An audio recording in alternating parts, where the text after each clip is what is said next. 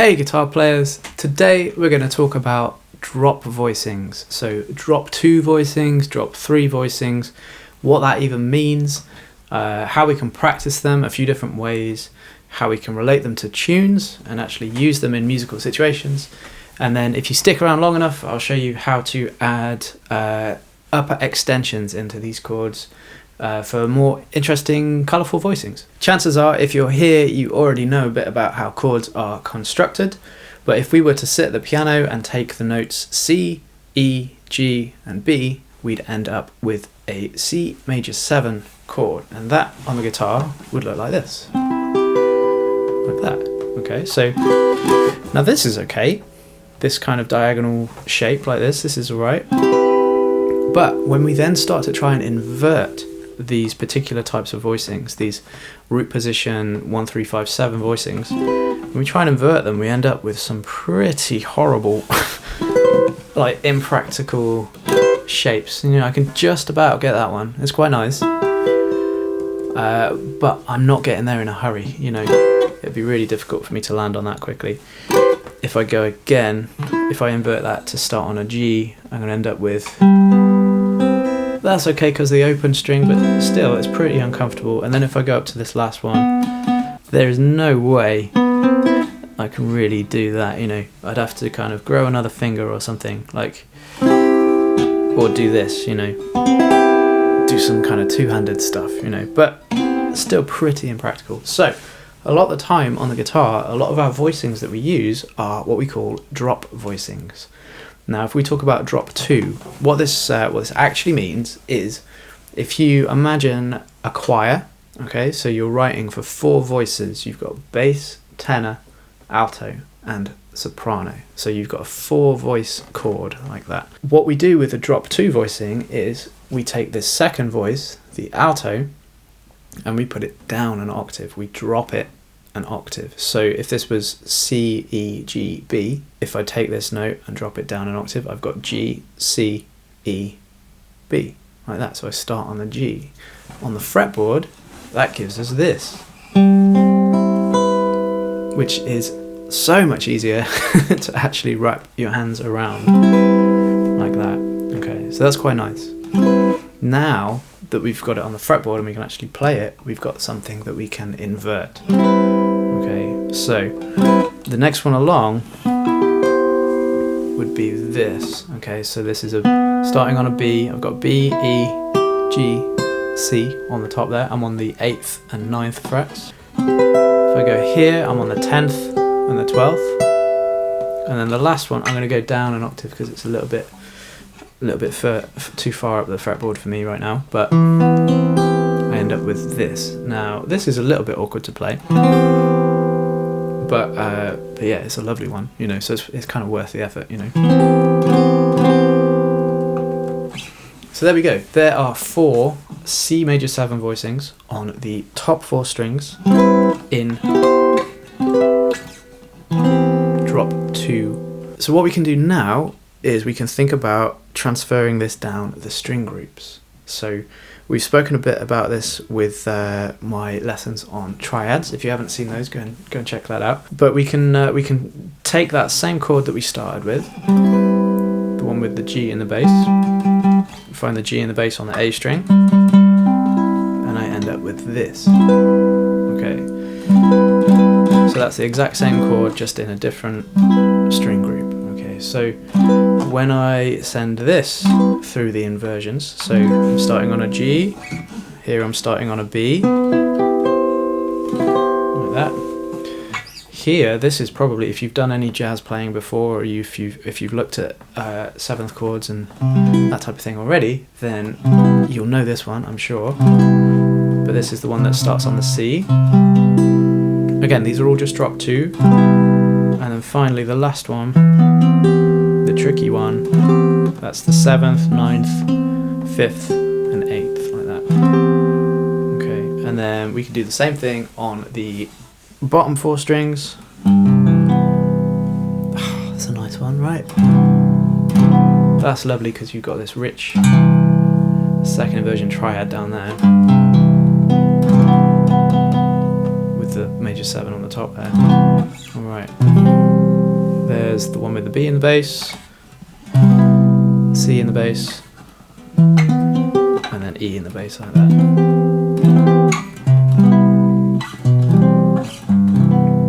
Okay, so we've got 1, 2, 3, 4, 5, 6, 7, 8, 9, 10, 11, 12 different places you can play C major 7 in drop 2 format, okay, on all of those different string groups. Now that's quite useful. It takes quite a bit of memorizing to get that all together, but if you scribble this down, or if you like, I've got it all written out on my Patreon page. You can go grab that if you want to. I've actually gone pretty comprehensive. I've written out all of the drop 2 and drop 3 voicings on all of the string groups for all of the main chord types that we need to know. So go check that out if you like. If not, then hopefully this will all make sense enough anyway. Now we can do that with the major 7th chord. What we need to be able to do is use the same logic with different types of chords. So minor 7ths, dominant 7ths, and minor 7th flat 5. So now let's look at a D minor 7 chord. Okay, so go back to our choir. We're going to have D, F, A, and C. Okay, and we're going to send the alto, second voice, down an octave. So we've got A, D, F, and C on the top. Okay, takes a bit of thinking about this, but let's see what that gives us on the guitar. So we've got A, D, F, C. Okay, now you might recognize some of these shapes. If you've done your triad practice, which I hope you have, then you'll see this D minor triad here with a flat 7 on the top. So taking this through to the next inversion, I've got this one. This is all on the 10th fret, quite friendly shape. That's D minor 7 there. If I go up to the next one, I end up with this, or you might have played it like this before. Okay, and then the final one is here on the 3rd and 5th frets, like that. So there's my D minor drop 2 on the top 4 strings, D minor 7, sorry.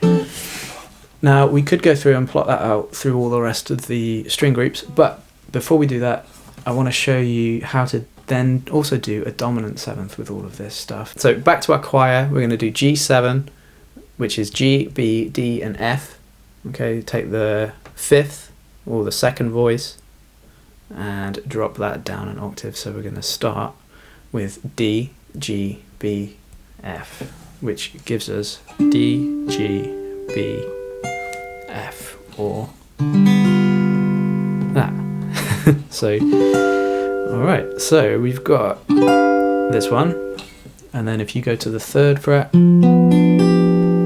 like that, 3rd, 4th, 3rd, 3rd, that's the next one, and then the one with the root note in the bass is this one, and then this is quite a nice one. This is 9th, 10th, 8th, 10th, like that. Okay, so this is good. We've got a major 7th, a minor 7th, and a dominant 7th. What we can do now is start putting this into some chord progressions, okay, which is where you actually really start memorizing this and start realizing how you can use this musically in a real situation. The most common, perhaps one of the most useful things you can practice when you're getting into jazz is the 2-5-1. Okay, so in our situation, D minor 7, G7, C major 7. Now what we can do is we can voice lead these things nearby, so we get these little smooth transitions, and we're not having to go like this all the time. We can go like that. Okay, so that's D minor 7, G7, C major 7, and what I would want to be practicing is the ability to do that in every single one of those little locations. So D minor 7, G7, C major 7, and then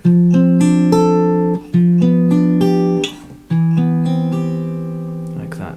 And then transfer that down all of the string groups. You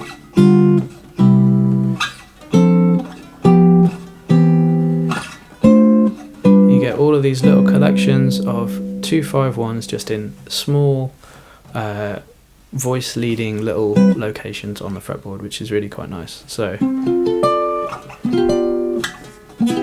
that's a tricky one to find. So practice all of those chord types on all of the string groups, and then also the 2-5-1s on all of those string groups. Try it in different keys, apply it to actual tunes, look through the real book, and yeah, go from there. The other thing I would want to do with this is to harmonize the scale with all of these things. So if I go back to my original C major 7 that we found earlier, then I would want to try and take that voicing type through the scale. So that would give us C major 7, D minor 7, E minor 7, F major 7, G 7, A minor 7, and then B minor 7 flat 5, and then, which is here, and then back to C major 7. Notice that B minor 7 flat 5 kind of looks just like a G9. Okay, we'll get to that in a moment. But there's some interesting things that you can recognize when you start looking at all of this. Now it's really worth taking all of these chord voicing types through the harmonized scale. If I take this one, the pretty one, the E, B, C, G, and move that through, so that's C major 7 there, D minor 7, E minor 7, F major 7, G7, A minor 7, B minor 7 flat 5, and then back where I started. It gets you playing in unusual places of the fretboard, you know, places you wouldn't normally think of. Like I wouldn't normally necessarily think A minor there, but that's one of my options now. So I recommend doing that with all of those inversions, taking all of these through the harmonized scale on all 4 string groups, and that's a really good way to lose 6 months to a year of your life practicing it. So have fun, and yeah, let's move on to the next step though. So drop 3, what does that mean? Okay, well, back to our choir. Bass, tenor, alto, soprano. We're going to take the tenor this time, Pavarotti, and we're going to send this one down an octave. So instead of C, E, G, B, we're going to go E, C, and then G, B. Let's find an E, and then C, G, B. It's quite nice, right? Now you'll notice these cross over, rather than 4 strings, these cross over 5 strings. So there's only really like two string group versions of each of these to practice, so that's quite nice. That's less stuff to do there. So let's invert this then. So we'll go down this way. You'll be familiar with this shape. This is probably one of the first major 7 chord shapes you learn, like that. And then that's got the root in the bass. If I find the one with a 7 in the bass, that's a C major triad there with a B in the bass, and then oh, listen to that. That's a nice one, right? Okay, but again, you know, I wouldn't necessarily immediately think of that if I'm thinking C major 7, but it's now through this journey, it's one of your options, right? So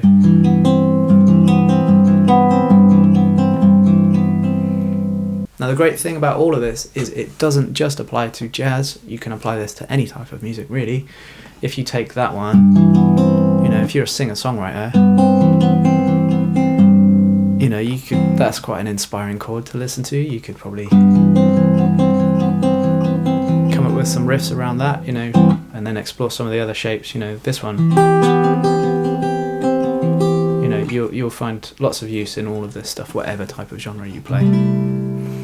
Now you can do the same thing we did earlier with these drop 3s and create 2-5-1s with them. If I take D minor 7, D, F, A, C, and put the F down an octave, I'd end up with this. And and then there's a G7 nearby like this, which resolves nicely to my C major 7 there. Here's all of the 2, 5, 1s in the key of C, drop 3 on the lower string groups.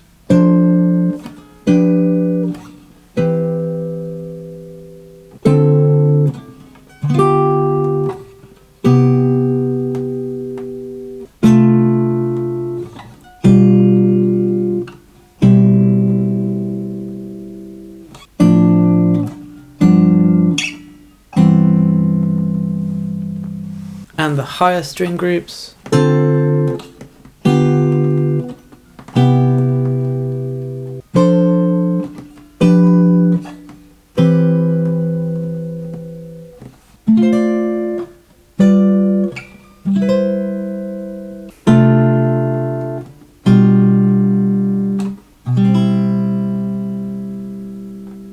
so just like before, take all of these types of voicings through the harmonized scale, and you'll end up with a million different places you can play all of these types of chords. Now, don't expect to get all of this together in one go. This is a lifetime's amount of work here, and it's stuff I'm still working on and probably will continue to work on forever. You know, some of these voicings will stick in your mind quicker than others. You'll be able to use them straight away. Others will take a while to kind of settle down in your memory. But yeah, we kind of add little bits into what we can already do and just keep piling in new stuff as we go along through this journey. You know, that's all part of the fun, I suppose. So what about if we want to make some more interesting, colourful sounding chords with extensions in there? So, well, let's look at the type of chord that we've got here. If we go to this one that we started with, that C major 7 that we began with. Say we want to add a 9 in here. Well, let's look at the degrees of the scale that we're actually using. We know it's 1, 3, 5 and 7, but let's look at the order of them. We've got 5, 1, 3, 7. Now the two most important notes in any chord voicing are the third and the 7. The third tells us whether something's major or minor, and the 7 gives us a clue about the function of that particular chord. The guitar is quite a selective instrument. We don't have the luxury of being able to sit down at a piano and just press as many keys as we can actually reach. You know, we have to be a bit more selective, and usually most of our voicings are 4 notes or even 3 notes, or sometimes just 2 notes, you know, so we're picking which we think are the most important notes. If we keep our third and our 7, the other 2 we could switch out for something else. For instance, if I wanted to swap out my root note, I could add in the 9, which is just here, like 2 frets away. I could go like that. And if you're in a band with a bass player, you don't necessarily need your root note anyway. So that's one way we can create a 9 chord. We can do that with all of these other shapes. Look, C major 9. There's C major 7. Move my root note here to get the C major 9, and then the same with this one. If I move this note here, there. Now, what you actually realise pretty quickly when you start doing this is that that not just an E minor 7? Yeah, it is. It's E minor 7. So therefore, if I wanted to play C major 9, I could just think E minor 7. You know, and respell it as E minor 7 over C.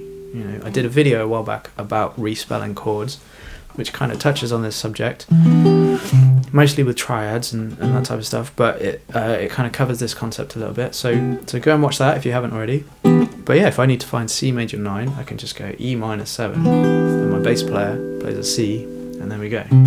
We're off. We've got C major 9. Same if I wanted to add in the 11. I could go move my 5 down to the 4, or if I wanted to go sharp 11 for that kind of Lydian sound, I could do that.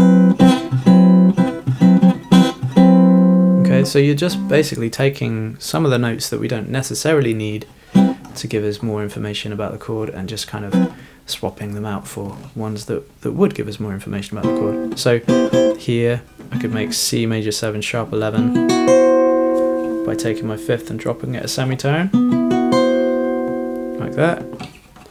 Same here, and then same here if I find my fifth and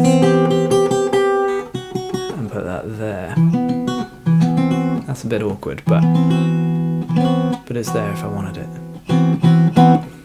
Okay, well that's probably like several lifetimes amount of work. I'm going to go and sit down and continue to practice this in a moment because it's hard work. But do what you can, you know. I've got the written resources on my Patreon if you want them. If not, sit down and doodle it out yourself and have a good time, you know. And I hope that you can maybe just find one or two of these voicings at a time and just apply them to usual things that you play. You know, like I said earlier, don't try and get all of this together in one go. This is a lot of work. So have fun with it, and I will see you again soon.